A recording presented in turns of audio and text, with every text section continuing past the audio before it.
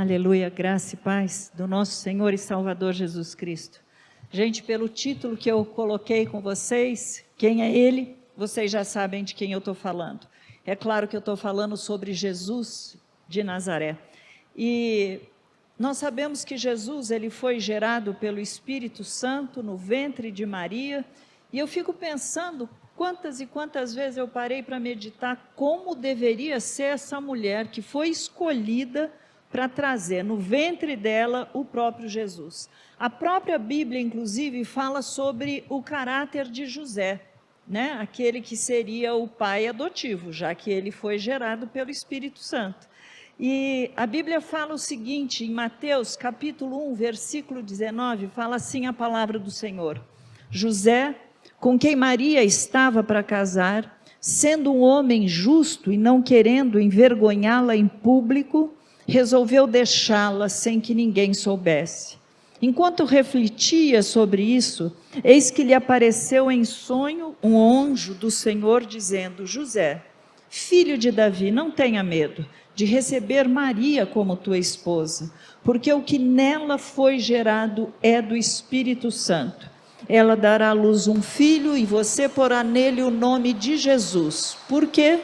Porque ele salvará o seu povo dos pecados dele. Sabe, Jesus se tornou humano como eu e você, exatamente como nós, porque ele tinha algo muito, muito profundo para nos ensinar, e é sobre isso que eu quero falar hoje. Ele se fez carne para cumprir o propósito de Deus, para salvar o povo dos seus pecados. Aí você pode pensar, mas por que ele nasceu, foi gerado, do Espírito Santo? Se ele fosse gerado como eu e você, ele teria nascido com o que a gente chama de a semente de Adão, semente da corrupção. Ele teria no seu DNA, inclusive, a contaminação do pecado, a corrupção que há no ser humano, e como todos nós, ele já nasceria também com essa contaminação. Então Jesus foi gerado exatamente como Adão foi gerado, que foi concebido sem pecado. Então, não vindo da descendência de Adão, Satanás não teve nenhum domínio sobre ele, como ele tem de nós, seres humanos. Jesus, o Filho de Deus, também chamado o segundo homem e o último Adão. Ele nasceu sem pecado, mas Deus o fez pecado por nós. Ele recebeu o pecado e se tornou nosso Redentor. Claro que todo aquele que nele crê pode ser salvo. Isso é o que a palavra de Deus diz. Mas o lindo é pensar que ele se ofereceu voluntariamente como cordeiro, o cordeiro de Deus que tira o pecado do mundo.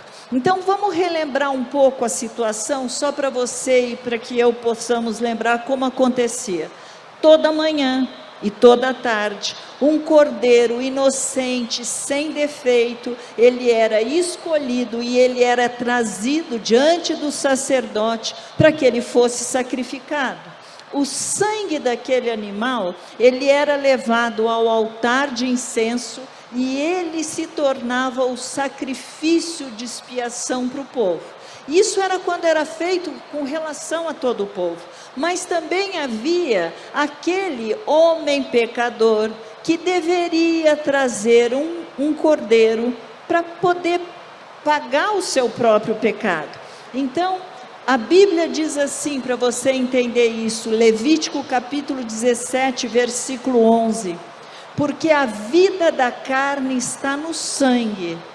Eu o tenho dado, isso é Deus falando, eu tenho dado este sangue a vocês sobre o altar para fazer expiação pela vida. Então, qualquer ser humano, qualquer homem, deveria trazer diante de Deus, da tribo de Israel, um animal inocente. E aquele animal estaria sendo o substitutivo daquele pecador. Por que isso, gente? Porque no sangue há vida. Então, o sangue deveria ser derramado. Claro, tudo isso é uma pré-figura do que aconteceria com Jesus, o Cordeiro de Deus que tira o pecado do mundo. Mas olha o que está escrito em Romanos capítulo 6, versículo 23. Porque o salário do pecado é a morte, mas o dom gratuito de Deus é a vida eterna em Cristo Jesus, nosso Senhor.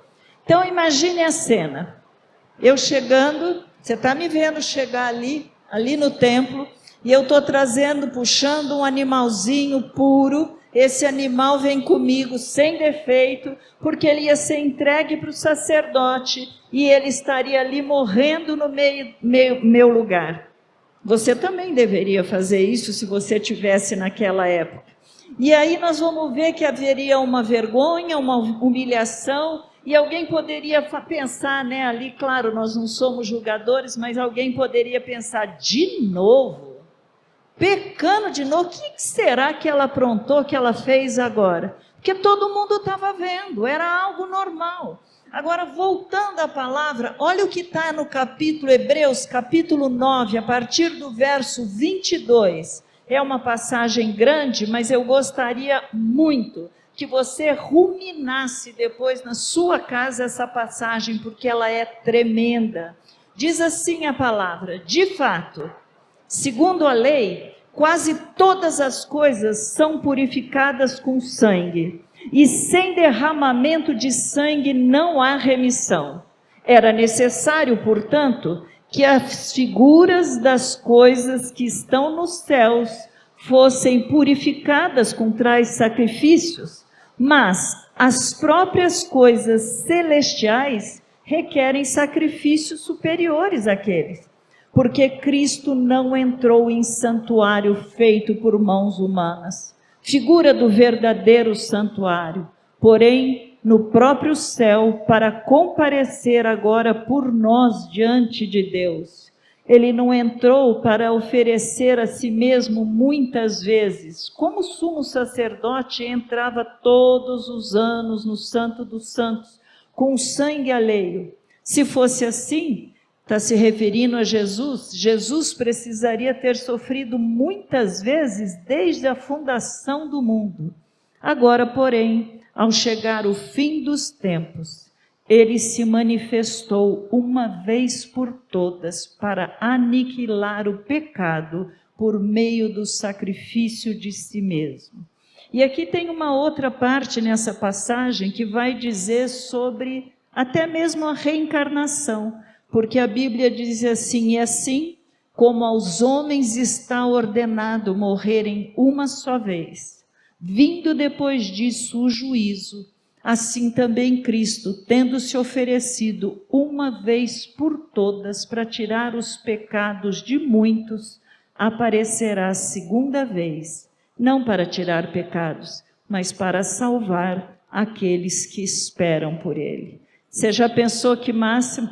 Ele voltando para nos levar, justamente porque nós esperamos por ele, o cordeiro escolhido por Deus para derramar o seu sangue, aquele sacrifício foi suficiente. Ele se tornou também o mediador entre Deus e os homens. Eu gosto de pensar na cruz, que de um lado ele estava segurando Jesus, estava segurando a mão de Deus, e do outro a mão do pecador. Então ele é o elo. E nesta morte de cruz ele disse assim: olha, eu sou o caminho, a verdade e a vida. Ninguém vem ao Pai a não ser por mim. Como também Jesus disse, ele podia ter dito: ninguém vai ao Pai, né? Mas ele não disse ninguém vai ao Pai, ele fala: ninguém vem ao Pai a não ser por mim. Você vai perguntar por quê? Porque ele e o Pai são um. Não é isso que a Bíblia diz? Ele fala exatamente isso. Filipe, um dos que eram discípulos de Jesus, agora eu vou ler com vocês João capítulo 14, versículo 8 a 13, que diz a palavra do Senhor. Filipe chega para Jesus e fala: Senhor, mostra-nos o Pai, isso nos basta. E Jesus respondeu: há tanto tempo estou com vocês, Filipe, e você ainda não me conhece. Quem vê a mim vê o Pai. Como é que você diz: mostra-nos o Pai? Você crê que eu estou no Pai e que o Pai está em mim? As palavras que eu digo a vocês, não a digo por mim mesmo, mas o Pai, que permanece em mim, faz as suas obras. Guarda isso, tá? O Pai que permanece em mim faz as suas obras. Creiam que eu estou no Pai e que o Pai está em mim. Creiam ao menos por causa das mesmas obras. Em verdade, lhes digo que aquele que crê em mim fará também as obras que eu faço, e outras maiores fará, porque eu vou para junto do Pai. Ele estava dizendo, como eu não vou estar aqui, o Espírito Santo virá sobre vocês, morará dentro de vocês, e vocês vão estar fazendo as mesmas coisas que eu. E ele diz assim, e tudo que vocês pedirem em meu nome, isso farei, a fim de que o Pai seja glorificado no Filho. Sabe, queridos, Jesus não veio apenas para trazer salvação. Eu sei que se fosse apenas isso, já seria maravilhoso. A nossa salvação depende totalmente da morte e da ressurreição. Porque Jesus é o nosso Cordeiro que salva o povo, o seu povo, dos seus pecados. Nós temos que ver que ele também morreu, a minha morte, a tua morte, para que nós pudéssemos viver a sua vida e receber a sua autoridade. Aqui nós temos um desafio e eu quero trazer para vocês. Você tem vivido a vida de Cristo? Eu vou contar uma experiência para vocês, para você poder pensar um pouco sobre isso. Algum tempo atrás, eu não estava bem e eu fui fazer, por orientação médica, uma aula de pintura. E como eu sempre quis fazer um aparelho de jantar, eu fui aprender a pintar. Eu tenho, meu braço, minha mão é muito dura. Uma vez eu fiz na faculdade um teste para saber como que era, porque eu achava tão duro meus movimentos, e pasmem, deu que eu tinha idade de 7 anos, eu já estava terminando a faculdade. Então, eu tenho movimento fino nenhum, e eu fui fazer essa aula para aprender, e porque eu precisava fazer. Mas eu quero contar para vocês o que aconteceu. Toda vez que eu entrava, ou quando eu vou em algum lugar, eu sempre chego e falo, Senhor, se o Senhor quiser me usar, se o Senhor quiser fazer alguma coisa, o Senhor tem total liberdade. O Senhor já usou mula, já usou talha velha, o Senhor já usou até quem não era do Senhor, que é sírio. Então, se o Senhor quiser me usar, me usa também.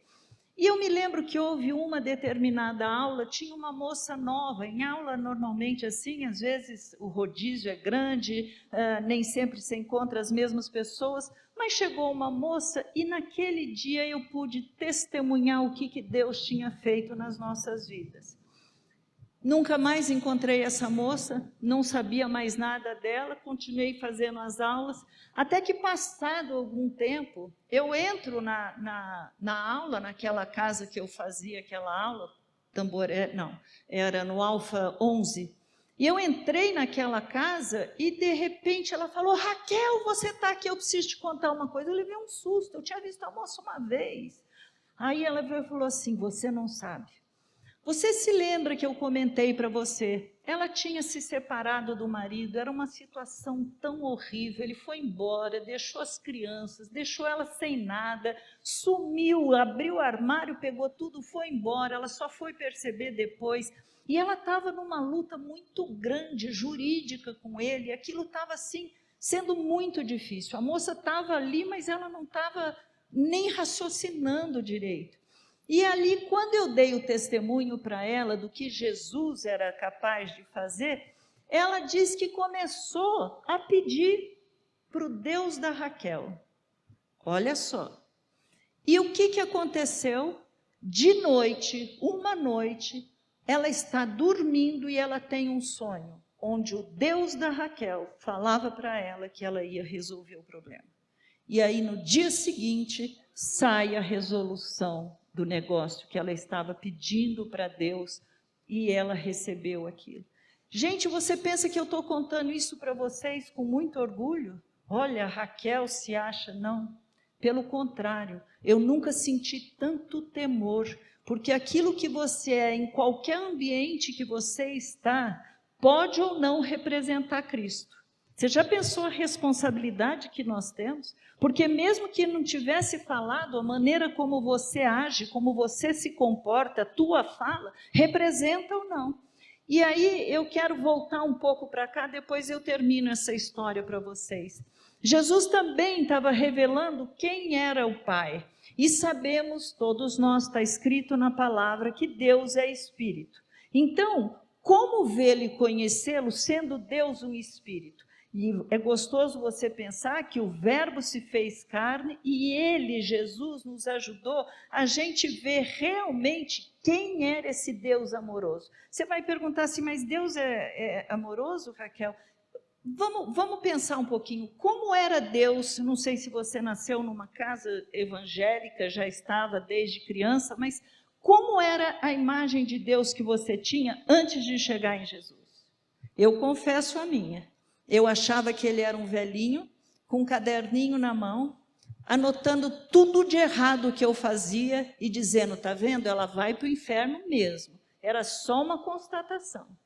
Quando eu comecei a conhecer a Jesus, quando eu comecei a conhecer a Deus, a minha cabeça ela deu uma virada tão grande, porque hoje eu não consigo ver Deus se não for de um Deus de amor de uma forma maravilhosa.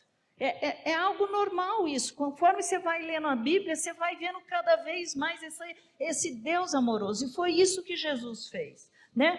Afinal de contas, você tem que pensar o seguinte, nós estamos falando não de 3 deuses, como muitas pessoas pensam, nós estamos falando de um único Deus, com 3 manifestações diferentes, Deus Pai, Deus Filho, Deus Espírito Santo, e é muito simples de ver isso, às vezes parece que a gente precisa complicar muito, mas se você pensar na água, a água ela pode ser sólida, ela pode ser líquida, ela pode ser gasosa, ela deixou de ser água? Não, ela continua sendo água, então não tem por que você duvidar que possa ser Deus Pai, Filho e Espírito Santo com manifestações diferentes. Se você pensar no ser humano, nós somos um corpo, né? Habitamos num corpo, temos uma alma, temos um espírito, temos uma alma, não são 3 pessoas, é uma única pessoa, é isso que você não são 3. E nós temos que entender que Jesus está trazendo para a nossa realidade o conhecimento de quem é esse Deus. Deus é um Deus único e Jesus veio e ele se encarnou, inclusive se você pensar, tem muitas coisas que ele fez. Ele salvou, ele veio justamente para cumprir propósitos de Deus, mas ele salvou todo aquele que nele crê, ele revelou a imagem do Pai. Estou tentando expor isso para vocês enquanto nós vamos chegar já em mais algumas coisas. Ele expôs Satanás.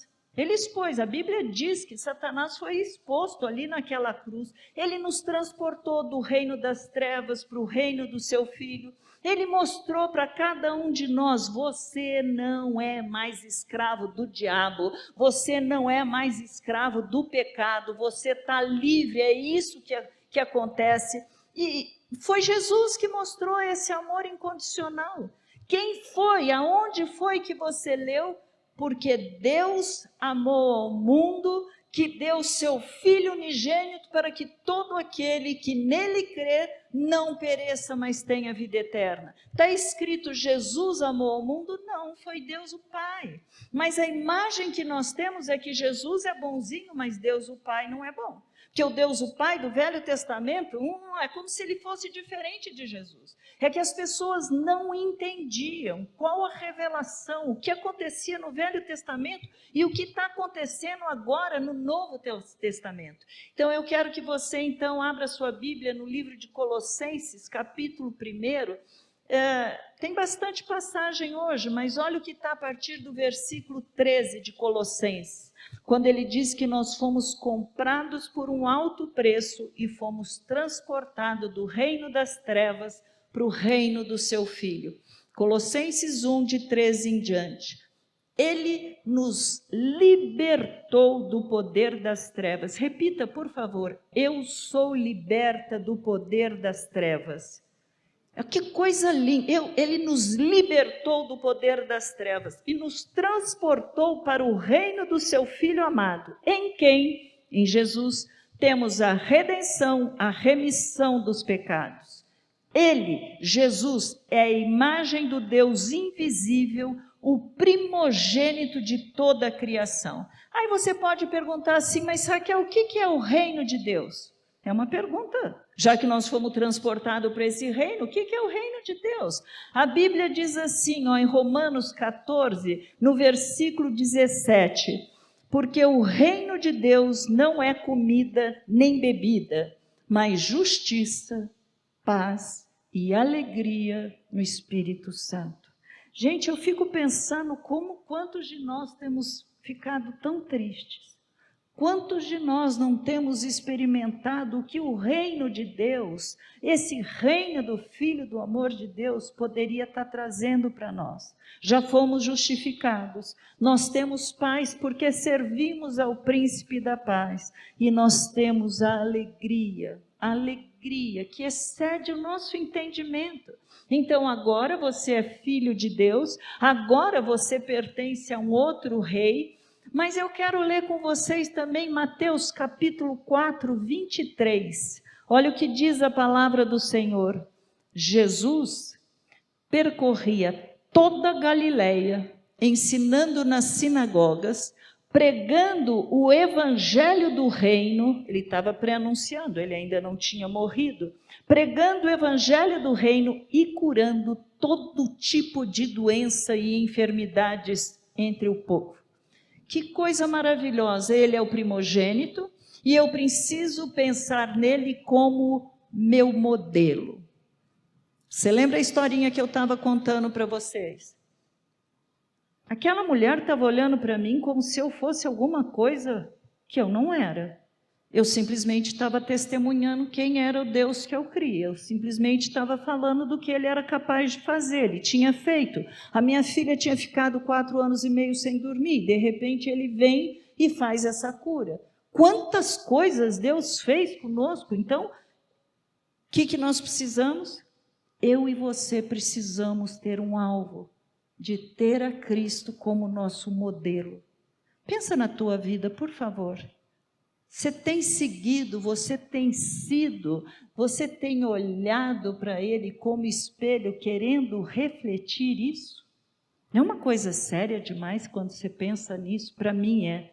E aí ele fala que o nosso alvo, a estatura da plenitude de Cristo, você ter o pleno conhecimento dele, nós estamos martelando em quase toda a pregação sobre isso, pleno conhecimento, estatura do varão perfeito, ser como ele é, suprema grandeza do seu poder, nós estamos batendo nisso.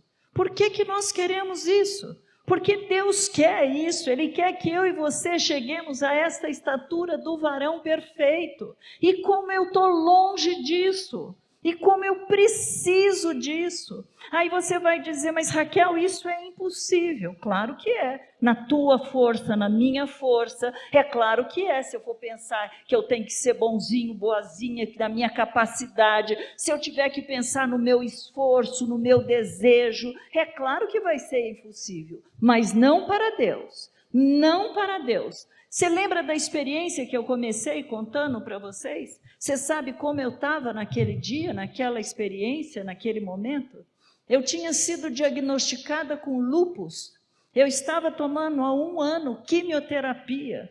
Eu estava tão fragilizada porque tinha fibromialgia, doía tudo. Tinha dia que doía do fio de cabelo até a planta do pé. Era uma dor insuportável que eu não queria nem levantar da cama. E foi aí que o médico me dava remédio para dormir e de remédio para acordar, porque eu não podia ter variação de humor. Eu precisava tentar equilibrar toda a minha parte emocional. Então eu tinha que tomar alguns remédios bem fortes. Tomar cortisona era que nem tomar água. Eu fui para 75 quilos nessa época de tanta cortisona para tirar as dores do corpo. E aí Jesus vem e me apronta uma dessa? No auge da tua dor, da tua luta, alguém vai olhar para você? Você está entendendo que coisa louca é essa? Sabe, às vezes as pessoas pensam que nós precisamos estar no carro do último tipo do ano, nós precisamos estar com o melhor emprego, que nós precisamos... Gente, Ele usa você como quer, na hora que quer, do jeito que Ele quiser, na tua fragilidade, na tua pequenez, não importa. Eu me lembro que naquela época, às vezes eu falava assim para Deus: Jesus, a tua palavra diz assim, quando eu sou fraca, aí é que eu sou forte, então eu devo estar muito forte, Jesus, porque eu nunca senti tanta fraqueza em toda a minha vida. Por que eu estou trazendo isso para você? Eu torno a dizer, gente, não é por orgulho isso. Às vezes eu tenho até vergonha de contar uma experiência dela, desse tipo, mas é porque era tanta fragilidade, era tanta enfermidade dentro. E não foi isso que Deus usou para falar com aquela moça? Não tenha receio o que Deus pode fazer com a tua vida. Não tenha receio de onde Ele quer te usar. Ele é Deus, Ele faz como quer, Ele usa na hora que quer. Pode ser aqui, pode ser no teu trabalho, pode ser na tua escola, não importa. Mas quer você queira, quer não, você é a carta viva escrita por Deus para essa humanidade que está perdida. Você já pensou numa coisa dessa? Isso é maravilhoso demais. Isso é maravilhoso demais.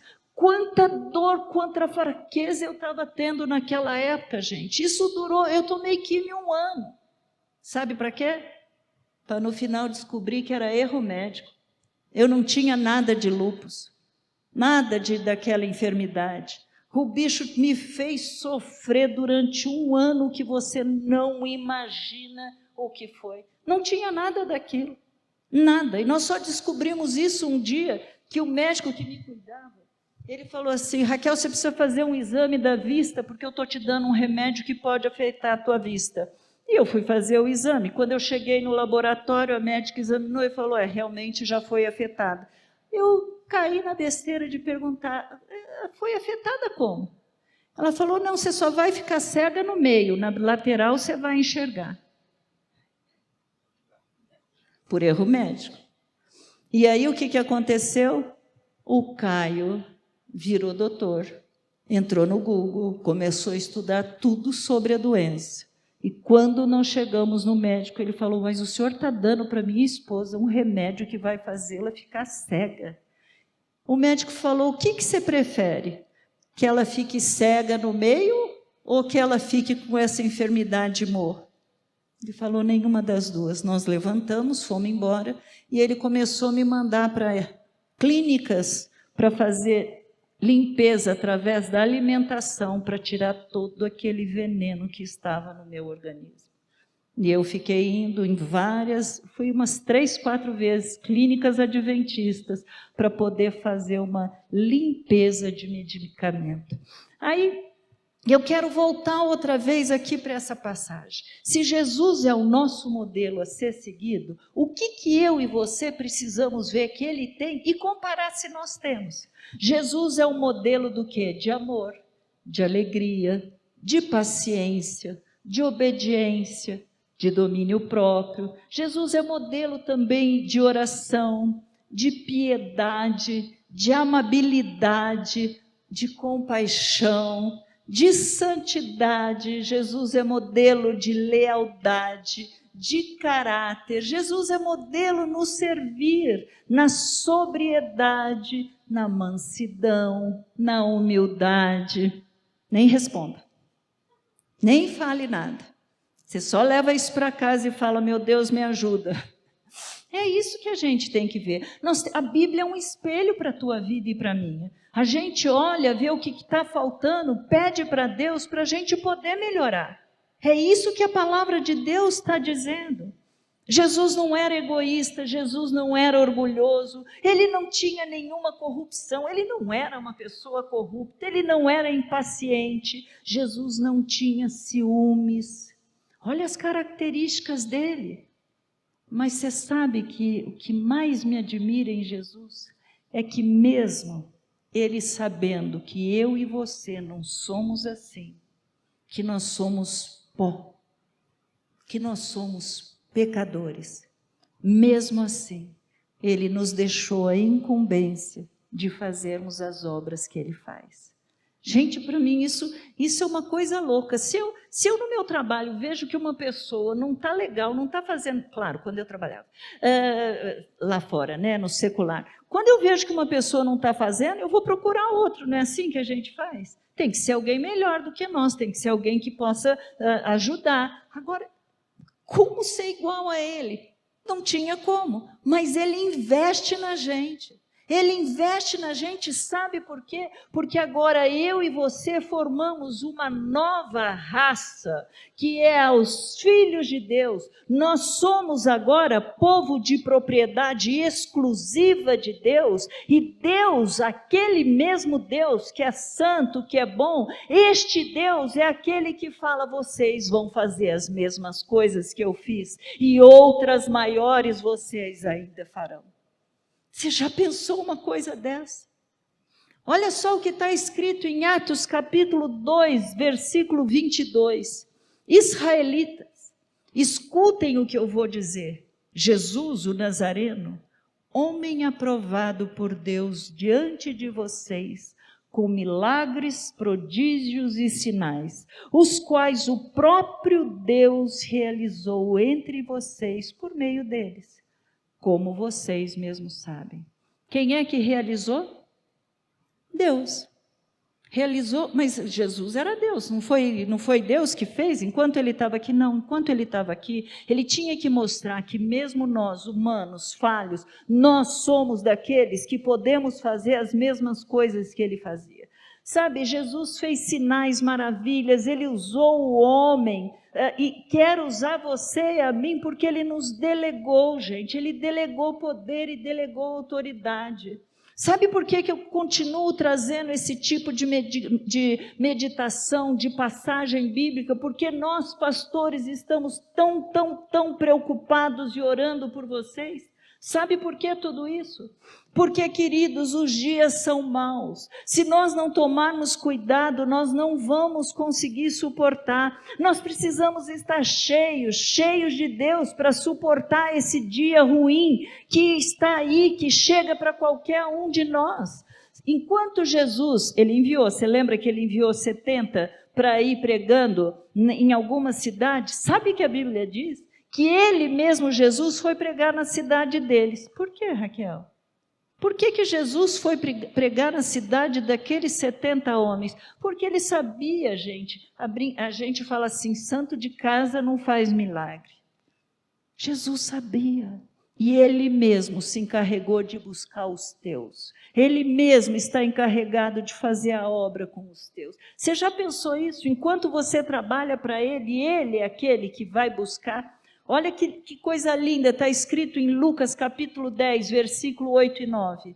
Quando entrarem numa cidade e ali forem bem recebidos, comam do que lhes for oferecido.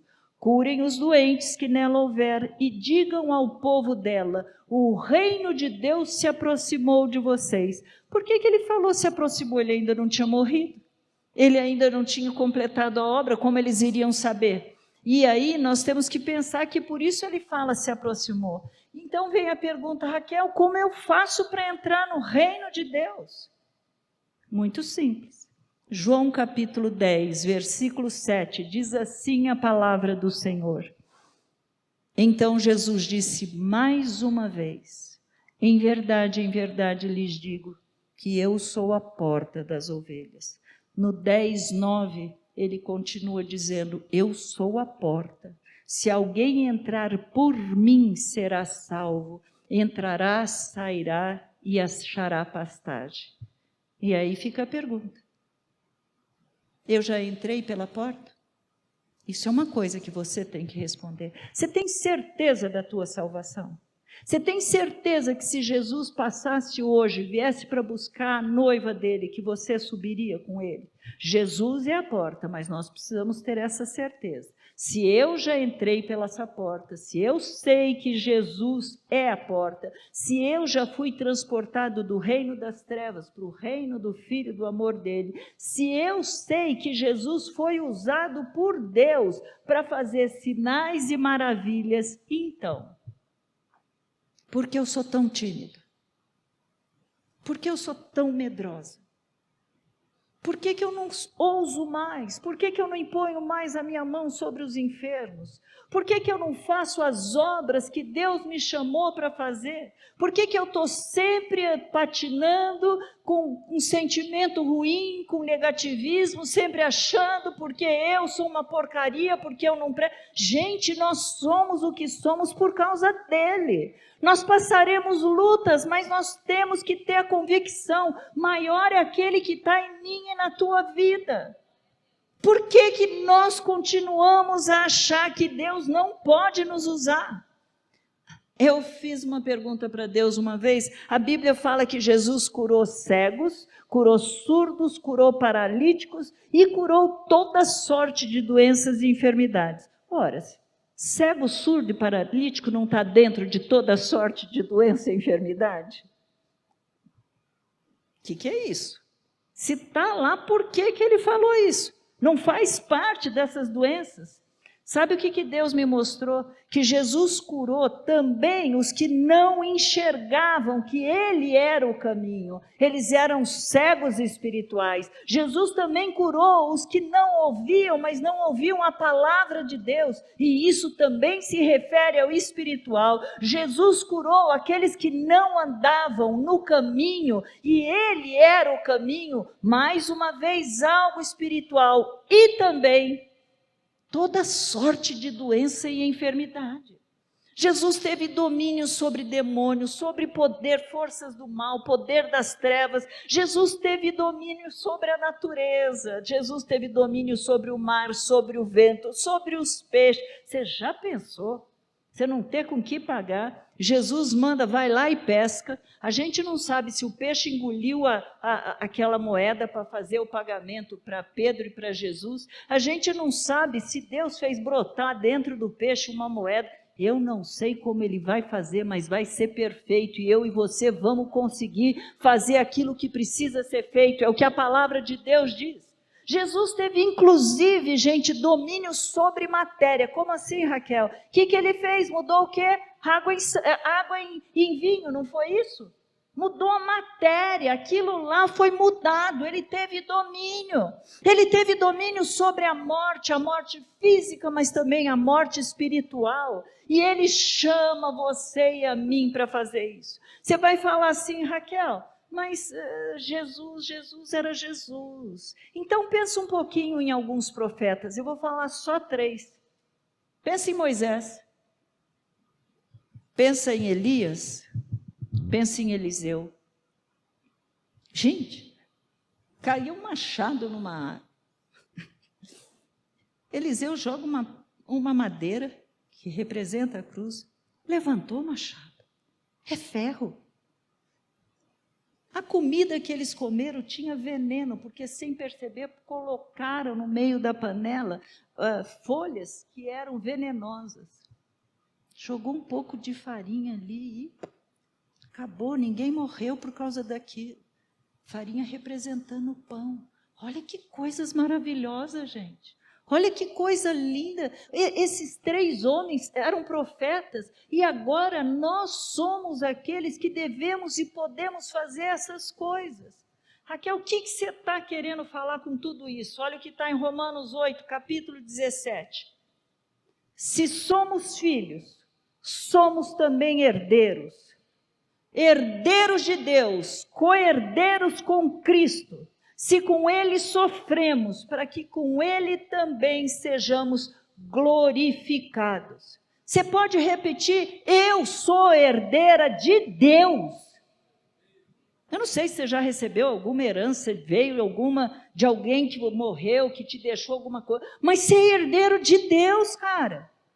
Olha que coisa maravilhosa. E ele fala que nós somos herdeiros de Deus e somos co-herdeiros com Cristo.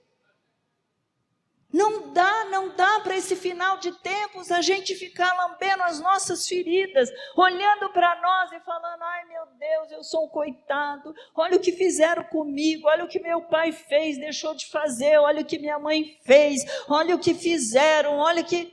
Chega disso. Olha para o alto, é de lá que vem o teu socorro. Você tem que ser exatamente a imagem deste Deus aonde você estiver andando, enquanto você estiver andando, independente da sua situação física. Independente se você está doente, não, se você está triste, está alegre, se você está chorando, você é o representante dele nesta terra, você é embaixador de Deus, você entende essa responsabilidade. Antes eu e você levamos a imagem do Adão caído, do homem caído, mas agora eu e você levamos a imagem deste Deus maravilhoso, desse Jesus que é a imagem, a expressão exata de Deus. Então ficam algumas perguntas. Você já entrou pela porta? Você que tem que responder. Se você tem alguma dúvida, não, eu não tenho certeza se eu morrer hoje eu vou para o céu. Eu acabei de ler, Jesus disse, eu sou a porta, entre, entre, entre. Não deixe para depois, eu vou entrar por essa porta. Se você entrou por essa porta, saiba que imediatamente dentro de você veio, junto com o pacote da salvação, veio o Espírito Santo morar dentro de você. Terceira pessoa da Trindade, como fala, não é 3 pessoas, 3 personalidades, é uma única, mas habita dentro de você, é isso que a palavra de Deus diz. Hoje você é o braço de Jesus, hoje você é o pé de Jesus, hoje você é a boca de Jesus, hoje você é a mão de Jesus, tudo aquilo que exala de você pode fazer a pessoa reconhecer Deus em você, a mudança que era. Eu me lembro na nossa conversão, o que eu mais ouvia dentro de casa é, depois que vocês ficaram religiosos, vocês mudaram muito. Era um testemunho, sabia? Era um testemunho. Vocês que mudaram de vida, vocês que foram transportados para o reino nesse nosso Deus, quanto você já modificou, quanto você está à imagem dele. Você é embaixador hoje, Deus te chama para isso. A imagem de Deus é conhecida através da tua vida, dentro da tua casa, dentro da tua família, mesmo se a tua mulher não é convertida, mesmo se teu marido não é convertido, mesmo se teus filhos não são convertidos, você é a imagem deste Deus. Não é maravilhoso demais isso, gente? Não é maravilhoso demais? Eu te falo, fique em pé, vamos orar, porque hoje é dia de cura. Cura na alma, cura nas emoções. De repente você vai precisar falar, olha, eu não quero mais vestir essa roupagem que eu tenho vestido de coitadinha, de aquela que ninguém me ama. Eu não quero mais ficar com esse sentimento de que eu sou uma caca, que eu sou uma porcaria. Gente, se vocês soubessem tudo que eu já ouvi na vida, eu já estaria há muito lá embaixo. Mas eu resolvi acreditar no que Deus disse que eu sou, e não naquilo que os homens disseram que eu sou. Eu resolvi crer que aquele que habita em mim é muito maior, ele é infinitamente maior. Você entende? Ele é infinitamente maior do que tudo aquilo que você pode pensar ou pedir. Você consegue entender que esse amor, ele veio e trouxe para a tua vida e para a minha vida, para que a gente pudesse não ficar mais pensando nas coisas que para trás ficam, mas prossiga para o teu alvo. Prossiga para o teu alvo. Deus tem um plano para a tua vida. Deus quer falar com você, quer usar você, quer falar através de você. Eu não contei essa experiência que eu tive naquela aula de pintura, para que você pense, uau, como isso gerou em mim temor, como isso gerou em mim. E quando eu falo temor, é porque a gente sabe que a gente não consegue. Precisava naquela noite ela ter tido aquele sonho. Isso é Deus purinho.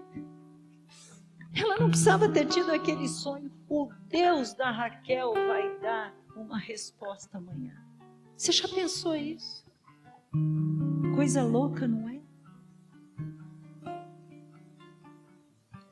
Você tem exalado esse bom perfume que está sobre você? Você tem sido manso e humilde como Ele tem falado que nós temos que ser? Eu falei uma lista grande. Olhe para esta lista e vê o que está faltando. E depois veja se de repente tem alguma resposta, porque alguns dos seus ainda não se converteram. O que precisa? O que está faltando? Para você pedir para Deus. Nós não temos tudo, gente. Você pode até ser manso porque você tem um temperamento mais dócil. Mas com certeza está faltando outras coisas. Você entende isso? Vamos orar. Pai amado e querido, hoje é dia de cura, sim, Senhor. Cura pode ser física, não resta dúvida. Jesus saiu fazendo, curando enfermos, curando todo tipo, toda sorte de enfermidade. Mas nós estamos falando, Pai, em uma cura na nossa alma, nas nossas emoções. Nós estamos falando numa cura, Pai, que precisa passar pela nossa personalidade e nos fazer, Senhor, nos aquietar naquilo que o Senhor fala que nós somos, Pai.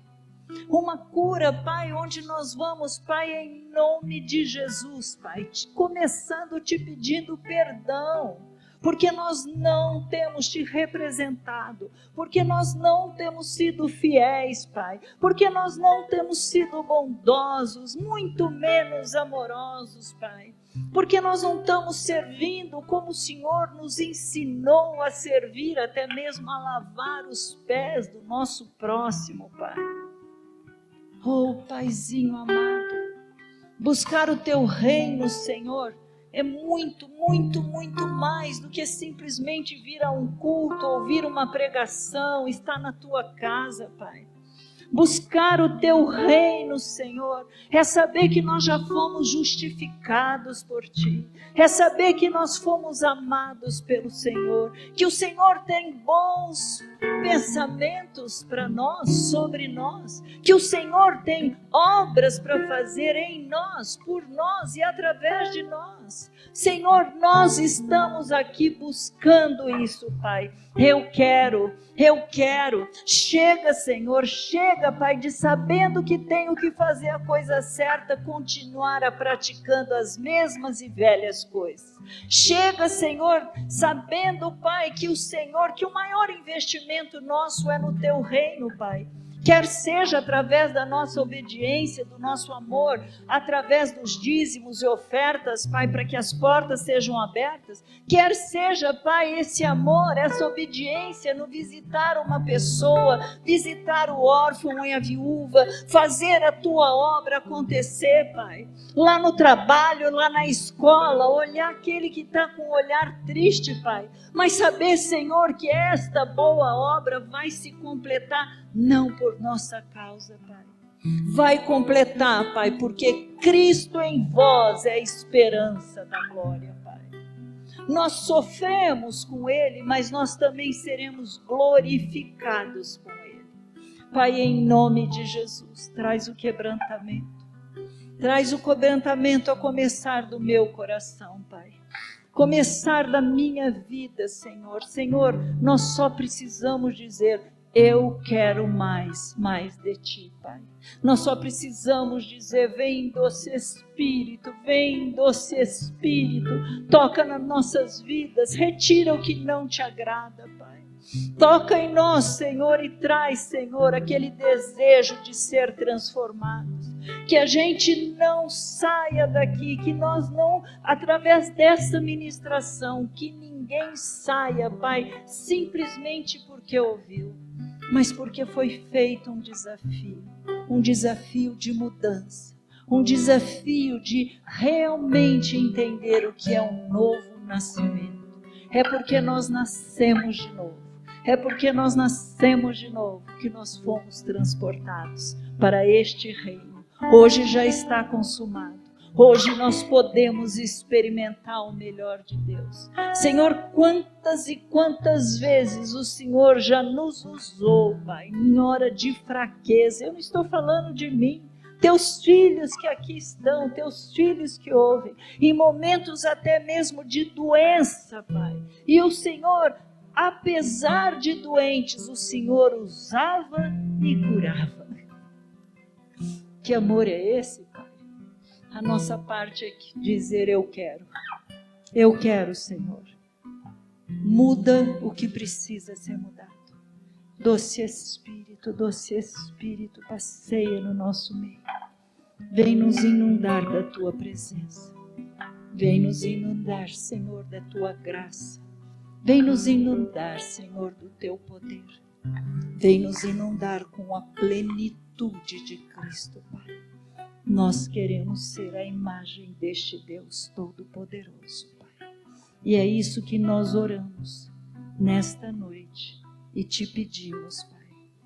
Enquanto isso, diz a Tua palavra no livro de Atos: e o Senhor acrescentava aqueles que iam sendo salvos. Aleluia! Não por força, nem por violência, mas pelo Espírito Santo de Deus. E é isso que era a ministração para você nesta noite. Saia daqui levando isso, sendo desafiado por essa palavra, pensando: Jesus, o que o Senhor quer mudar em mim? Amém? Que a graça do nosso Deus, esse Deus que tem um amor que nós nem entendemos, traz revelação sobre quem é este Deus e Pai. Que o amor de Jesus, que é o mesmo Deus, que morreu, veio, tomou o nosso lugar, foi o Cordeiro que tira o pecado do mundo, e que o Espírito Santo, o doce Espírito que habita em cada um de nós, possa estar aqui fazendo a obra que só Ele pode fazer e sabe fazer. Vão na paz. Que Deus os abençoe. Amém.